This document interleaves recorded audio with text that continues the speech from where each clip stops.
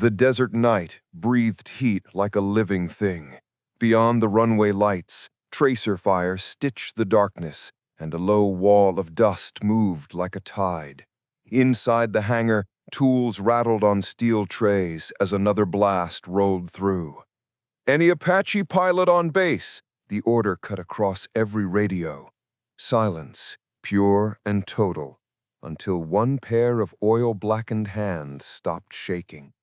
"You're watching the Scape, cinematic, long-form military storytelling with a quiet hero heart. I'm glad you're here. Before we roll in, where are you watching from? Drop your city below so I can salute you in the next episode. Now, helmet on, visor down." The desert wind pushed dust under the hangar doors, coating everything in a thin layer of grit.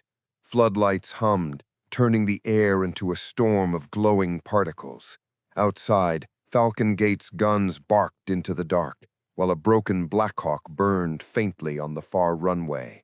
Inside, mechanics worked in tense rhythm, metal clicks, muttered swears, heartbeat silence between distant explosions. Sergeant Elena Cross knelt beside an open engine panel, grease dark on her forearms. She looked ordinary until you noticed how still she was when everyone else shook. 4 years of keeping birds alive had taught her one thing: machines listen to calm hands. She tightened the final bolt, heard a faint tremor in the floor, and knew it wasn't the aircraft, it was artillery, closer than before. The radio crackled. "Falcon Actual to all stations. Seal element Ghost 2, pin 12 clicks north. We need air cover. Any Apache pilot on base." The words froze the room. No one moved. One pilot medevaced, one redeployed, one on leave. None left. A wrench rolled off the table and hit Elena's boot. She didn't flinch. Ortega, the maintenance chief, stood by the doors, eyes on the horizon, bleeding orange. "He'll find someone," he muttered. Then the voice returned, urgent, raw. "Any Apache pilot on base? We're out of time." Elena switched off her work light. The Apache's cockpit reflected faint green, a sleeping predator. She knew every line of it, the hum of its hydraulics, the way its rotor trembled before takeoff, the vibration that told her it was alive. For years, she'd studied the manuals by heart, then taught herself in an abandoned simulator behind Bay 4. No one knew, not until now. The hangar shuddered under another blast. "Cross," Ortega said sharply. "Don't even think about it." But she already was. Her voice cut through the static. "I can fly it." No one breathed. A younger tech whispered, "She's just maintenance." "Exactly," Elena said. "And this machine listens to me." Falcon Actual burst through the doors, headset crooked, face streaked with soot. His gaze found her and held. "Name: Sergeant Elena Cross, Air Maintenance. Flight certified? No, sir. Flight ready." Outside, another explosion rolled through the ground. The officer hesitated, listening to his radio. "If that bird can be airborne in 2 minutes, send it," came the order. Ortega cursed. "You heard him. Do it clean." The hangar erupted into motion, tie-down snapping, carts rolling, panels slamming shut. Elena climbed the stub wing, slid into the cockpit, and pulled the canopy down. The seat fit like memory. "APU online," she whispered, flipping switches in sequence. "Engine 1, stable. Engine 2, match." The turbines screamed to life, rotor slicing the heat. "Call sign?" Falcon Actual asked over comms. She looked at the old kneeboard clipped to her thigh, a faded checklist from a pilot who never came home. "Ironhand One." "Copy, Ironhand One. Ghost 2 is marked with IR strobes, bearing 031. Cleared hot." The Apache lifted from the deck, dust exploding outward. The vibration crawled up her arms, raw, heavy, alive. Fear was still there, but quiet now, replaced by mathematics and muscle memory. She wasn't flying to prove she could. She was flying so others wouldn't die on the ground. The base fell away behind her, lights shrinking to a grid of gold. Ahead, the desert burned with muzzle flashes and tracers, small, desperate signals calling her in. Ironhand One, Falcon Actual said over comms. Ghost Two's out of ammo. Make it count. Copy, she answered. Her voice surprised even her, steady, precise. The threat warning chirped once, short, polite, then painted a sharp red spike on her 9 o'clock. Whatever waited beyond the ridge had been patient all night, and now it was awake. The ridge north of Falcon Gate was burning from the inside. Every impact drew a red circle around the men trying to survive within it. Tracer fire arced upward like molten rain. Behind a splintered Humvee, Lieutenant Mason pressed his shoulder to the dirt, yelling over the roar of incoming rounds. Ghost 2 to Falcon Actual. We're black on ammo, pinned near grid Delta 4. If air is coming, it better come now. Static answered, broken by distant thunder. Then, clear and impossible. Ghost 2, this is Ironhand One. Visual acquired. Mason blinked. Sand stuck to his lashes. He looked at Sergeant Cole beside him. Who the hell is Ironhand One? Cole grinned despite the chaos. I don't care if it's a Seago with missiles. Just bring it. Overhead, the desert sky trembled. 2,000 meters above, Elena's Apache broke from the darkness, its rotors carving the air into flame-edged crescents. The targeting pod swept the ridge, locking shapes into outlines. 5 technicals, 2 mortar pits, 1 pickup truck dragging a recoilless rifle. She exhaled once, shallow, and felt the machine align with her heartbeat. Hydra's hot, she whispered. The cockpit lights glowed green against her face. She squeezed the trigger. The rockets tore the night apart, white streaks curving down into the sand. One hit dead center. The explosion rolled through the valley like a rising tide. 2 more impacts followed, scattering debris across the slope. On the ground, Mason and his men lifted their heads, disbelief mirrored in every face. That's not one of ours. Who's flying that thing? Cole muttered. Elena banked left, pulling hard to avoid the shockwave. Her instrument screamed. The threat display painted a flare on her 3 o'clock. Infrared lock. She thumbed countermeasures, flares spilling behind her like a necklace of fire. The missile tracked, wavered, then vanished in a flash that shook the frame. Falcon Actual, she called. Iron Hand engaged, first salvo complete, 2 mortars down. Copy that, the reply came. Enemies scattering east. Ghost 2 confirms visual. You're saving their skins, Iron Hand. For a second, silence returned, the kind of silence that only happens between heartbeats of war. Then, the damage alert blinked amber, tail rotor vibration spike. Elena adjusted trim, compensating, fingers light on the cyclic. She knew that sound. It meant a bearing starting to fail. The Apache was wounded, but she couldn't land, not while the men below were still bleeding into the sand. She swung back toward the ridge. Below, Mason's squad pushed from cover, firing short bursts to drive the enemy into the open. Elena flipped to gun mode. The M230 chain gun slaved to her helmet. Wherever she looked, the reticle followed. She found the lead truck, raked it with a line of 30mm fire. The rounds chewed through steel and dirt.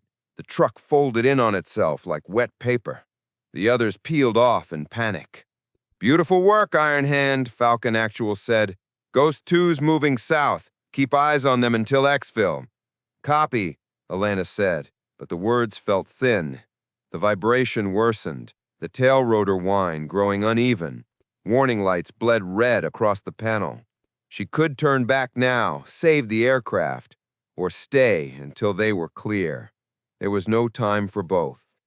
She thought of the kneeboard at her thigh, the name written there decades ago, the man who'd flown until his rotors came apart in another war, her father's old wingman, the one whose notes had taught her everything she knew. She tightened her grip on the collective. Negative, Falcon Actual. Ironhand remains on station. The officer on the other end hesitated, voice breaking the way command never should. Understood. Godspeed, Ironhand. The ridge below was burning clean now. Ghost 2 moved like shadows, reaching their extraction point. Mason looked up one last time. In the flare light, the Apache hovered against the stars, small, defiant, and utterly still. Tell that pilot, whoever they are, they bought us another sunrise. Above, Elena pulled back on the stick, trying to nurse the bird home. The tail rotor juddered violently. Her warning alarm screamed again. A metallic crack tore through the fuselage. Then the helicopter yawed hard left. Tail drive failure, she shouted, fighting the pedals as the world began to spin. The desert tilted sideways, and the sky, for the first time that night, went completely silent. The Apache spun once, hard enough to blur the stars, before Elena's instincts caught up with physics. Her left boot slammed the pedal, countering torque, while her right hand eased the collective to bleed altitude. The bird bucked, stabilized for half a breath, then shuddered again. The tail rotor light flashed crimson across her visor. Falcon Actual, Ironhand One, tail drive failure. I'm losing yaw control. Copy Ironhand, say altitude. 600 AGL, dropping fast. The radio hissed. Somewhere beneath her, the desert waited with its 1,000 unmarked graves. The Apache fought her like a living thing, its rotor wash chewing through sand and smoke. She pulled the nose up, leveled, and felt the torque settle, barely. Come on, she whispered, voice shaking. Hold it together. She coaxed the collective, kept the power low enough to avoid a full spin. The sky flickered with the distant glow of tracer fire, now fading. Ghost 2 had reached safety. Every second she stayed airborne was now for herself and the machine. Below, the SEAL team could still see her. Lieutenant Mason had his binoculars pressed to his face. She's hit, he muttered. Tail's bleeding hydraulic fluid. Cole lowered his rifle. Think she can land it? Mason didn't answer. She already did the impossible once. Elena's vision blurred from the vibration. The cyclic rattled so hard her knuckles bled where metal met skin. Warning tones pulsed in uneven rhythm, one for torque, one for RPM, another for hydraulic pressure. The cockpit was a choir of alarms and heartbeat.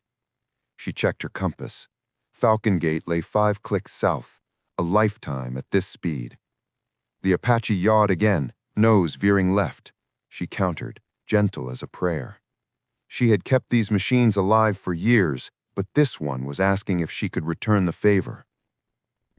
Falcon Actual, attempting emergency return. Keep the pad lights on me. Copy that, Ironhand. We've got eyes. Inside the hangar, Ortega and his crew were already clearing the flight line.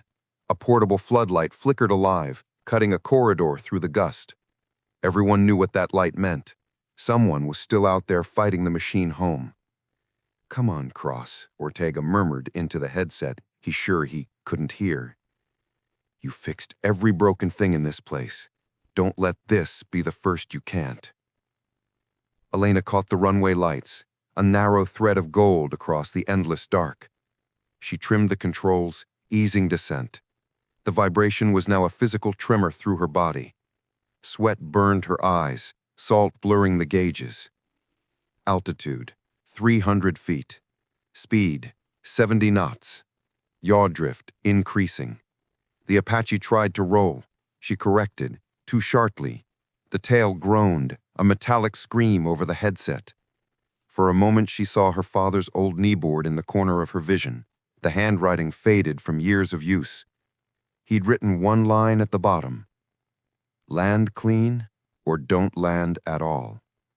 Not an option, she said aloud. She cut throttle, flared the nose. The skids hit the sand hard, bounced, hit again, sparks and dust erupting under the belly. The impact slammed her forward, shoulder harness biting into her chest. The rotors clipped a dune, throwing up a storm of sand that swallowed the aircraft whole. Inside the base perimeter, floodlights caught the cloud, turning it into a glowing amber halo. The sound of the impact arrived a heartbeat later, deep, final, like thunder that had run out of sky. Falcon Actual, this is Ironhand One, down, but intact. The words came through broken, fading, but alive. Copy, Ironhand, the officer breathed. Rescue en route. Sit tight. Elena sagged back in her seat, lungs on fire. The cockpit smelled of smoke and burnt metal, but she was breathing.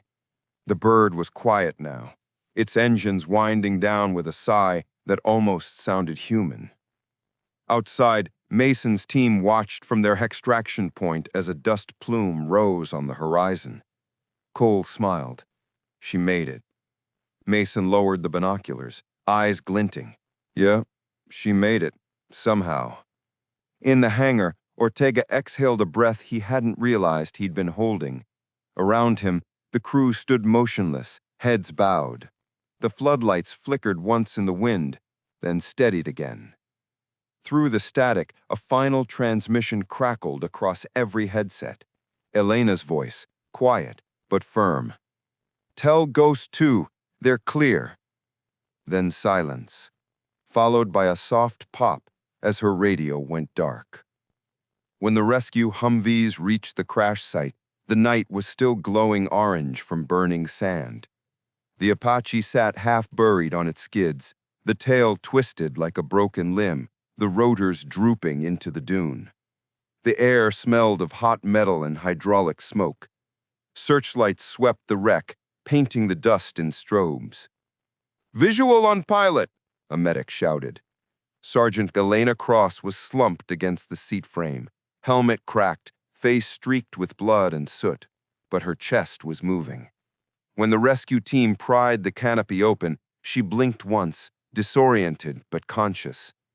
Don't, she rasped, lifting a trembling hand. Don't cut the power feed. She's still live.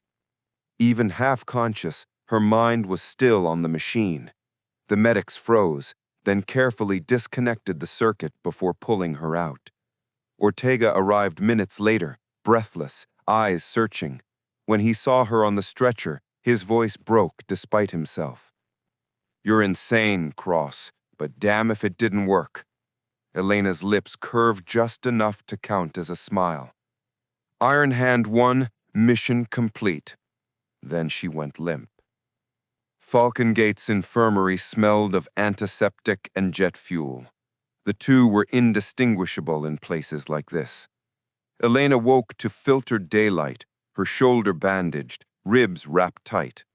The first sound she heard was the distant whine of turbines, the base already alive again. On the small table beside her bed sat her kneeboard, cleaned, the cracked checklist still clicked in place. Someone had written a new line at the bottom. You fixed her, then you flew her. When the door opened, Colonel Hayes stepped in. He was the kind of officer who rarely showed emotion. Square shoulders, desert gray hair, eyes that measured everything. But when he looked at her, the corner of his jaw tightened. Sergeant Cross, he said, you commandeered a $35 million aircraft, flew it without authorization, disobeyed direct orders to return to base, and destroyed one-tail rotor assembly in the process. Elena forced herself upright. Yes, sir. Hayes studied her for a long moment. You also saved 13 men from Ghost 2 and prevented an enemy push that would have taken this base before dawn. He stepped closer. I've read your record. Maintenance excellence, no disciplinary marks. So tell me, Sergeant, why? Elena's voice was raw but steady. Because nobody else could, sir, and because those men were calling for air that never came. The colonel stared, unreadable. You realize you'll face inquiry? Yes, sir. He nodded once. Then you'll answer one more question. Who trained you? For the first time, she hesitated. No one officially, sir. Just years of repairs, simulators, and a promise I made a long time ago. The colonel looked at the kneeboard, the faded handwriting. That checklist belonged to Captain Rourke, the pilot lost over Helmand. Elena met his gaze. He taught me how to listen to the machine. I just finished what he started. The colonel exhaled, half sigh, half disbelief. You know they'll tear through every regulation to decide what to do with you. Then they can add a new one, she said quietly, for when there's no one left to fly. That night the hangar was silent again. The damaged Apache had been hauled in, its fuselage covered in tarps. Mechanics worked softly, reverent, as if tending a wounded soldier. Ortega moved between them, checking every panel, every cable. When she found her standing at the threshold, still pale, arm in a sling, he didn't ask why she was there. He just nodded. She'll fly again, he said. She looked up at the torn rotor blades, their edges catching the light. She should. She earned it. For a moment they stood in quiet understanding, two people who'd spoken more with tools than with words. She had gone into the sky to save others.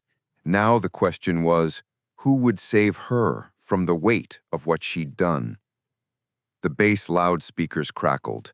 All personnel, command meeting at 0700 hours. Subject, unauthorized Apache sortie. Ortega gave her a sidelong glance. That'll be your curtain call. Elena touched the side of the fuselage with her uninjured hand. The metal was cool, like skin after fever. Whatever they decide, she murmured, it was worth it. When she turned to leave, she caught sight of a small tag taped to the instrument panel. Someone had scrawled 3 words in grease pencil. Ironhand never missed. She stopped, stared, and for the first time since the night sky swallowed her, let herself breathe. The next morning, Falcon Gate's command room felt colder than the night before.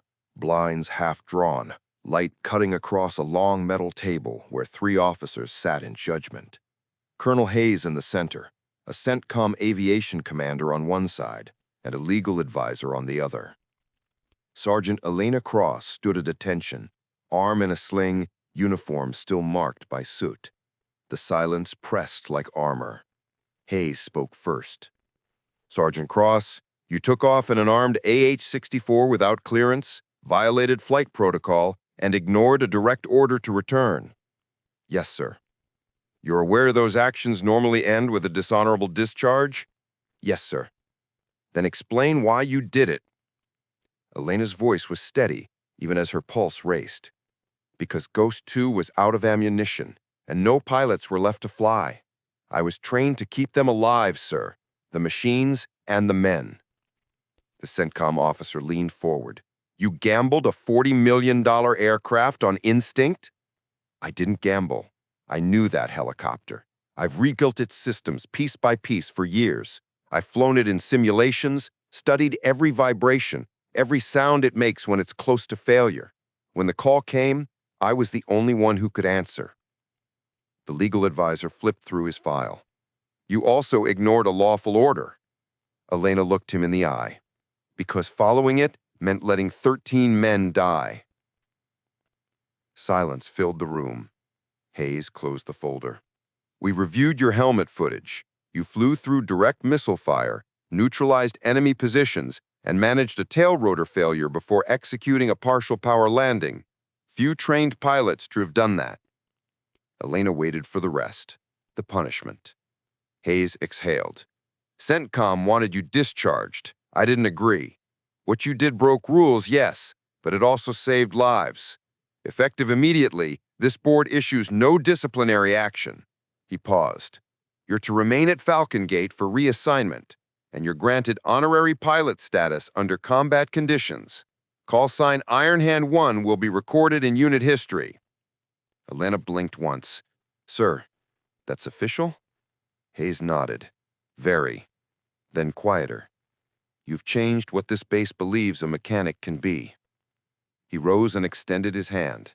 "Congratulations, Sergeant." That night, the hangar was quiet again.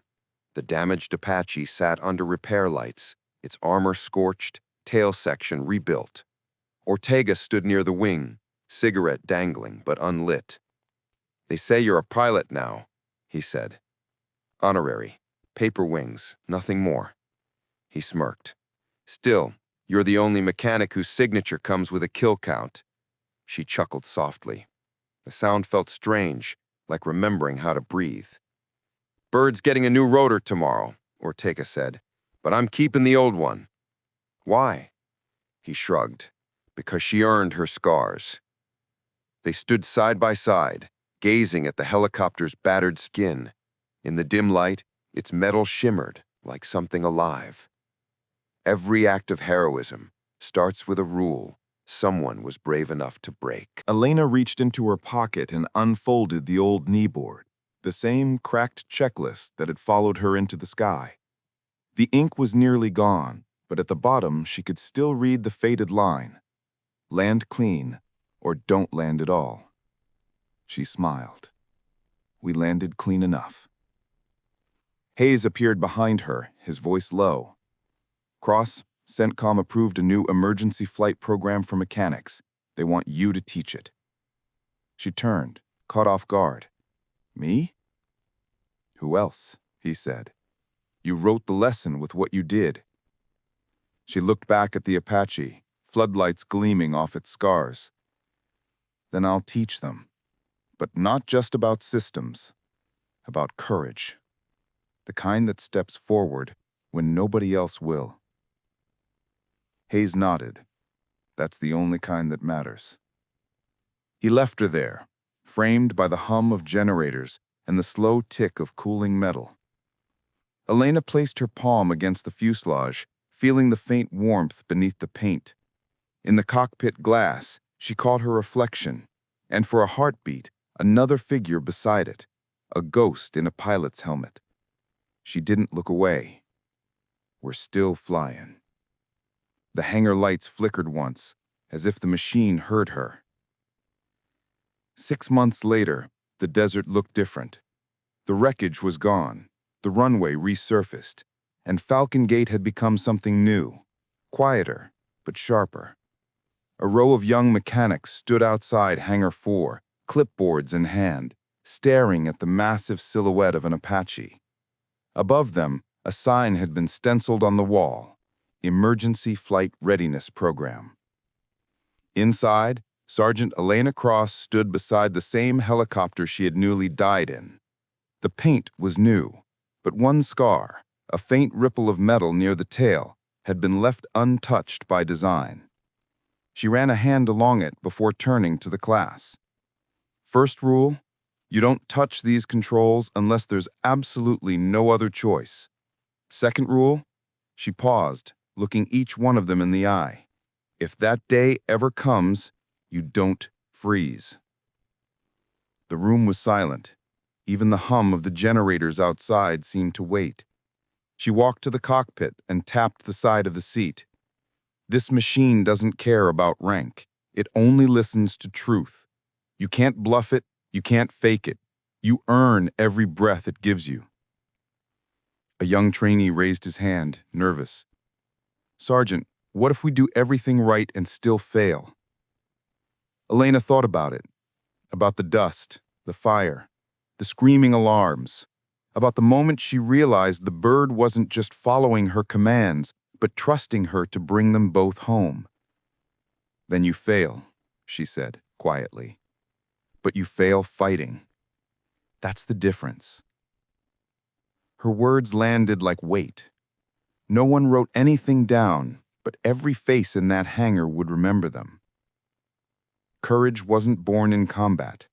It was built in silence, long before anyone was watching. At the back of the hangar, Colonel Hayes leaned against the doorway, arms crossed. "Still teaching philosophy with your flight lessons, I see," he said when the class dispersed. Elena smiled faintly. "I teach survival.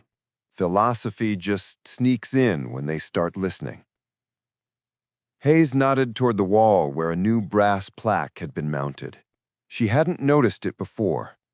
Beneath the engraved emblem of the 14th Aviation Battalion were simple words: Sergeant Elena Cross, Ironhand One. She fixed the bird, then flew it. Elena read the inscription in silence. "You didn't have to do that," she said. Hayes folded his arms. "Didn't do it for you. Did it for the next person who thinks they're just maintenance." She looked back at the Apache, its rotors gleaming under the floodlights. "What happens when the next attack comes, sir?" "Then they'll remember your lesson, and maybe this time they won't need luck." He left her there, the hum of turbines filling the hangar again. Later that night, the base was asleep. Elena walked alone across the tarmac, moonlight catching on the refueled Apaches lined in neat rows. The desert wind carried the faint echo of rotor blades. Or maybe it was memory. She reached her aircraft, ran a hand across the serial number, and climbed into the cockpit. The glass reflected her face, older now, steadier. She powered up the avionics just enough to light the panel.